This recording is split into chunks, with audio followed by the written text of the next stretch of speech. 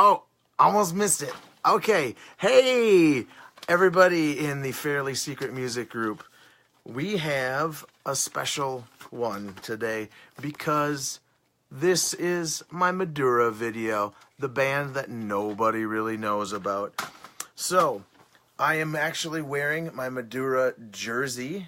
I don't know how I found it, but somebody made Madura jerseys and Madura pillows and some other things. Little background on this. So, there was a band called H.P. Lovecraft in the 70s or 60s, 67 through 69. They had a drummer named Michael Tegza, and H.P. Lovecraft used H.P. Lovecraft-inspired lyrics, and they were kind of psychedelic, really good. I think their live album from 68 is the key to listening to them. But their drummer, Tegza, was in a band called, was in a band called the Bangor Bangor Flying Circus with a guy named Alan DiCarlo and another guy named Dave I get their names so screwed up. Dave Walensky. And Dave Walensky played keyboards, bass, and vocals, and Alan DiCarlo did guitar and vocals. And this was a short-lived project. They got rid of Michael Tegza, and they replaced him with a guy named Ross Solomon. They started this band named Madura, and for their first album, what did they do? They did a double album with the crop writing, the whole, where's my hand? You can see the little farm right here, and then Madura cut in there, just like right on there. So, they start this band, release a double album as their first album. I love it. It's so ballsy. It's so great. I don't know who decided that was okay, but they were genius. So they, David Walensky's nickname was Hawk. Awesome nickname. He starts the album with a thing called Hawk Piano. Not the best way to start an album. I almost passed on this when I first heard that, but then Drinkin' No Wine comes in, and I don't put any music in any of my videos, so I don't have to deal with copyright stuff.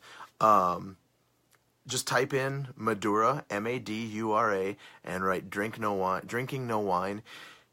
If that thing doesn't get you excited or moving, you're dead inside. The next song is Dreams. Lots of great harmonies or alternate vocals between the two guys. The bass playing is amazing. Plain as Day, another great one. These guys kind of sounded a little fusion-y, a little rock, kind of like if you took all the horns away from Chicago's early stuff, which is funny because Terry Kath helps write at least one song, the first song, I believe, on their second album. Yes, Livin' in America. Track 5 is one of the most standout tracks on this double album. This version of the album is by Walhalla CDs. This is only a single disc version, so they had to cut off, I think, 2 minutes of an extended jam session in one of the songs. I would have rather they just took off Hawk Piano, but if you listen to the extended version, because there is a 2-disc version of this album, and listen to this version, the editing is so smooth you don't even know it. But they also do Johnny Be Good, and I could have done without a cover song on here. There are some really extended songs like Trapped. That's a 7-minute and 46-second song. Man's Rebirth Through Childbirth has part 1 and part 2, which honestly aren't that long. Oh, wait, sorry. They are. One is 12 minutes and 51 seconds, and one is 21 minutes and 12 seconds. Jeez, what's going on there? That's right. A drum solo is in there. A lot of people in the 70s decided they needed drum solos on their first album. I believe Led Zeppelin does. I believe King Crimson does on their first album. Maybe Allman Brothers, I think. And this album is just fantastic.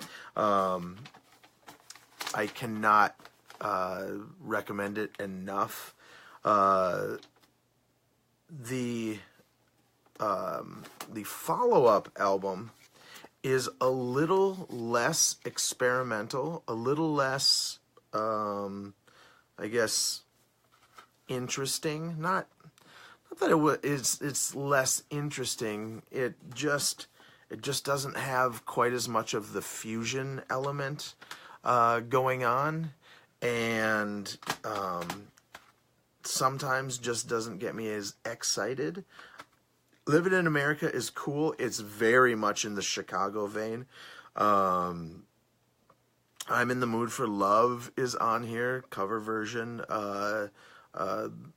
But the key song on this, well, My Favorite Things has a false start, and that is fantastic.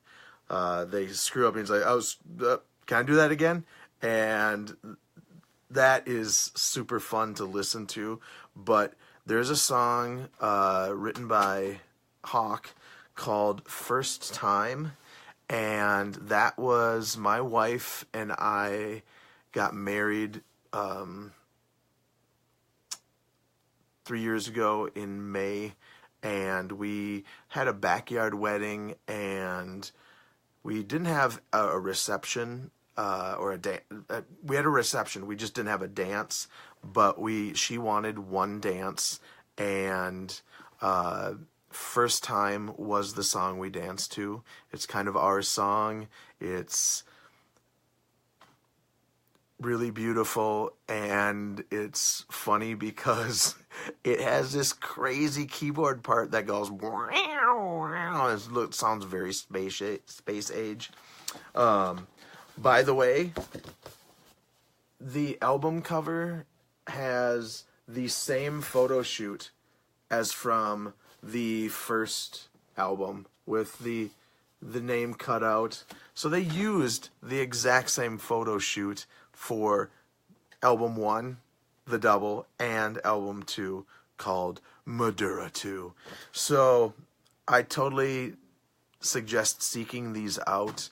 They're well worth the price of admission. I say that a lot. I will say, if you think you've heard of David Wolkowski, I think it is again.